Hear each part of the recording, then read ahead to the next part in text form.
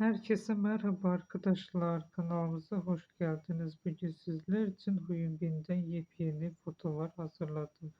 Huyun Bin hakkında konuşacağım. Bir metin arıyorsan onu sadece bir oyuncu olarak değil, aynı zamanda kariyerini adım adım inşa etmiş bir yıldız olarak anlatmak daha etkili yol olur.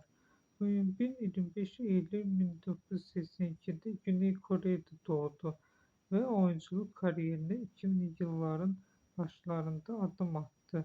İlk yıllarda çeşitli dizilerde rol alsa da asıl çıkışını 2010 yılında yayınlanan Secret Garden ile yaptı. Bu dizide canlandırdığı karakter onu sadece Kore'de değil, Asya genelinde büyük bir üne kavuşturdu. Oyunculuğun en güçlü yönlerinden biri karakterlerine derinlik katabilmesi. Sert, karizmatik ve mesafeli bir karakteri canlandırırken bile izleyiciye duyguyu geçirebiliyor.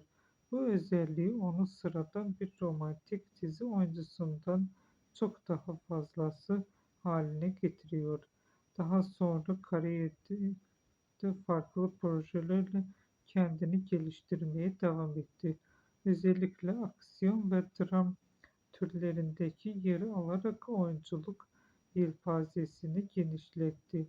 Ancak dünya çapında büyük bir patlama yapmasını sağlayan proje hiç şüphesiz Craft Landing on You oldu. Bu dizide Kuzey Koreli subayı Lee Jung-hyuk'u karakterini canlandırarak milyonlarca izleyicinin kalbini kazandı. Oyunun başarısının arkasında sadece yetenek değil, aynı zamanda disiplin ve profesyonellik de var. Askerlik görevini tamamladıktan sonra kariyerin daha güçlü bir şekilde geri dönmesi onun kadar kararlı bir oyuncu olduğunu